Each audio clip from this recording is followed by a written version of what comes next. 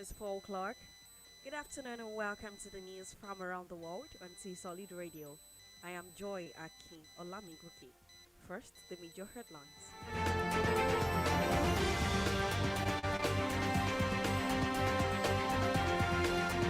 Police rescue 26 students abducted in Kaduna.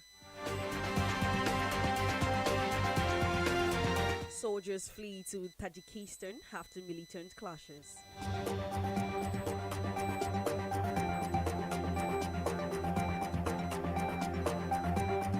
And on the foreign scene, thousands demand hand to Burkina Faso insecurity. And on the ever exciting world of sports, Guendouzi confirms Arsenal exit.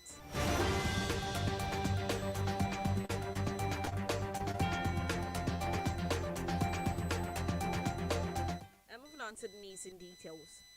Kaduna State Police Command has confirmed the kidnap of an unspecified number of students at Bethel Baptist Secondary School, Kuma, in Chikun Council today. The police said 26 out of the kidnapped victims have been rescued by security operatives.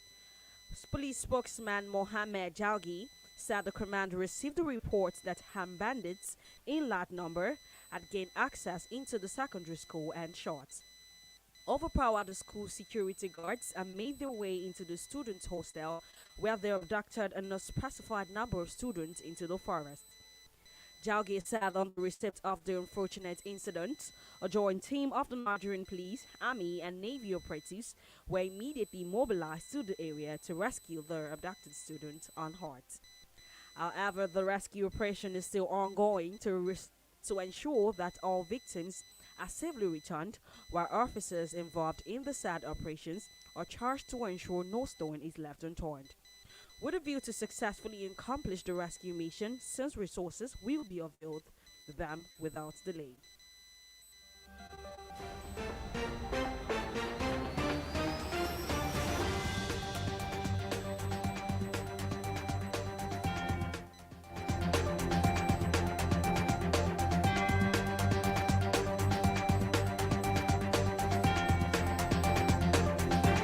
The governor of Oyo State, Sheyi Makinde, has appointed Shegun Oguyi as his new chief of staff.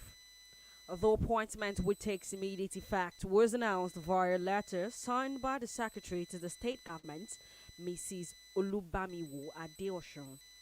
The chief press secretary to the governor, Mr. Taiwo Adisa, revealed in a statement that Oguyi was in 2019 named the executive assistant to the governor on investments. The Obafemi Awolowo University graduate who holds a Master of Business Administration is a certified accountant and financial consultant. He once served as the Director General of Oyo State Investment and Public-Private Partnership Agency, during which he handled a series of investment initiatives, including the alternative project funding approach. Oguyi was in 2015 elected to represent Ogbomosho North South and Uriwe Federal Constituency in the House of Representatives after serving in the Oyo State House of Assembly.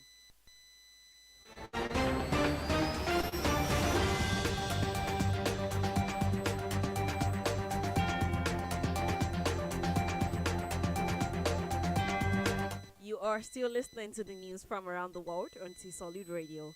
Still to come is the foreign and sport news. Do remember that you can download our app T Solid on Play Store or log on to www.tsolid.tv. You can as well follow us on our various social media platforms on our T Solid Radio TV.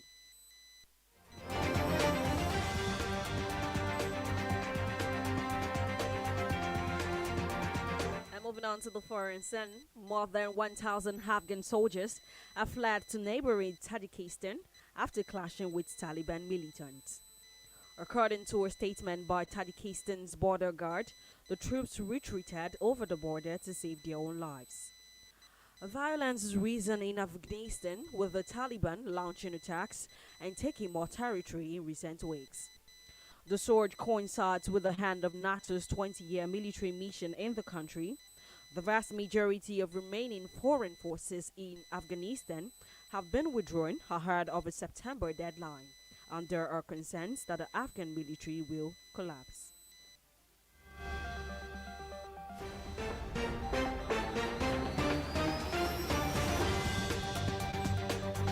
The Ethiopian Prime Minister says the recent withdrawal of troops and officials from the northern Tigray region should not be viewed as a sign that the government side lost the war.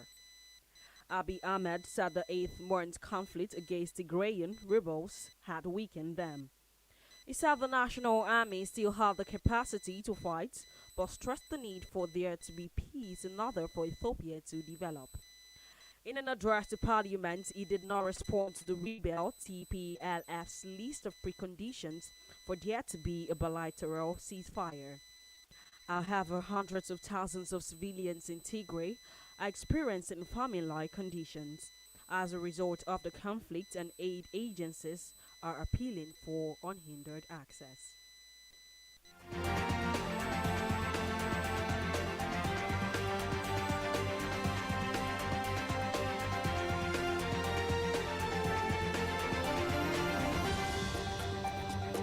Thousands of people took to the streets of several cities in Burkina Faso over the weekend, including the capital Ouagadougou, to protest against the growing insecurity in the country.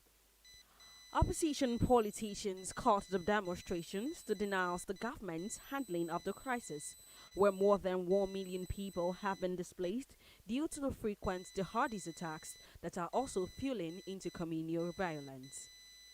They also want security forces fighting militants to be supported more by the government, as they too have become victims, with 11 officers killed in mid-June. The government has so far heeded some of the opposition's demand, as President Roch Kabore dismissed the security and defense minister in a reshuffle last week. The president has now appointed himself defense minister in a bid to improve security.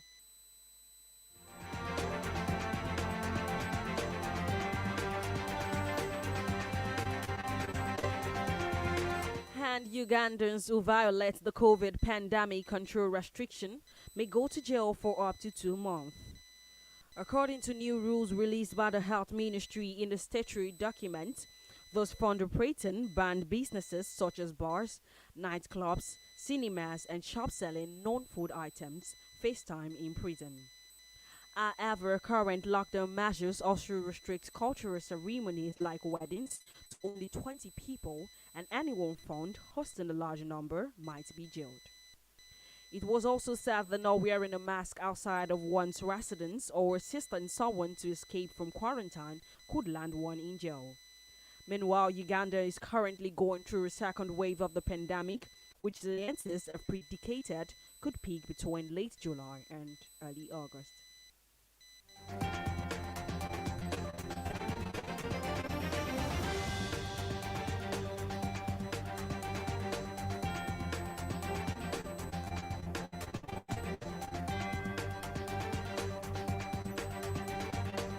The Speaker of the Mozambican Parliament, Esperança Bias, has gone into isolation after testing positive for coronavirus.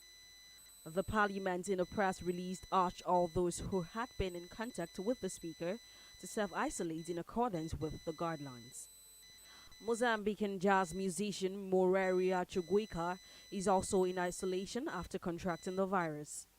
The country has recorded increased virus cases, with data from the last 24 hours showing that 938 people tested positive and 7 succumbed to the virus. The country cumulatively,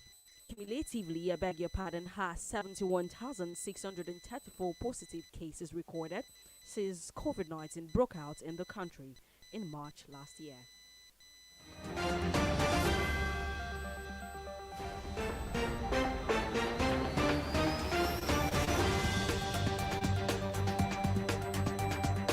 Moving on to the ever-exciting water sport. French midfielder Matteo Guendouzi has confirmed his exit from Arsenal after 3 years with the English Premier League side. Guendouzi joined Arsenal in 2018 from French League Two side Lorient after an impressive season. He was reportedly signed for €8 million plus bonuses. Reports say the midfielder is on the verge of joining French club Marseille on loan ahead of the deal becoming permanent next summer. Confirming his exit from Arsenal, the 22-year-old took to Twitter where he wished the club and its fans the best.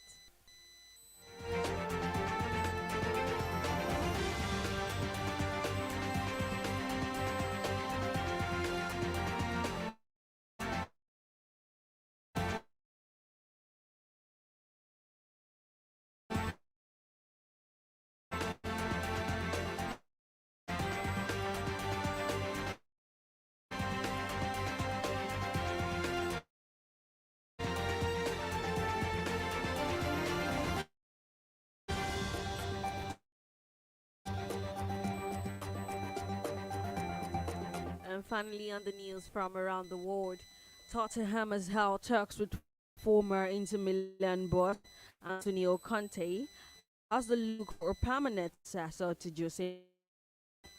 Ryan Mason was put in charge until the end of the season. Tottenham finished the disappointing seventh in the Premier League. Spurs had made Leicester manager Brendan Rodgers their top target after Leipzig Julian Nagelsmann agreed to take the Bayern Munich post. Levy also reportedly made an unsuccessful approach to Paris Saint-Germain boss Mauricio Pochettino in a bid to bring the former Tottenham coach back to North London. Now Tottenham Dams. We've come to the end of the news. A recap of the major headlines. Police rescue 26 students abducted in Kaduna. Another foreign saying soldiers flee to Tajikistan after militant clashes.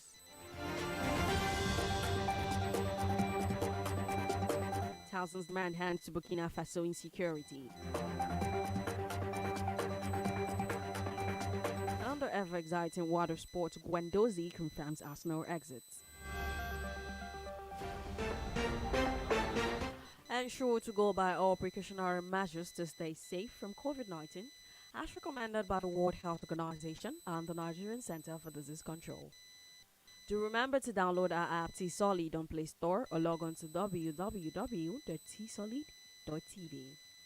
You can as well follow us on our various social media platforms on our T-Solid Radio TV.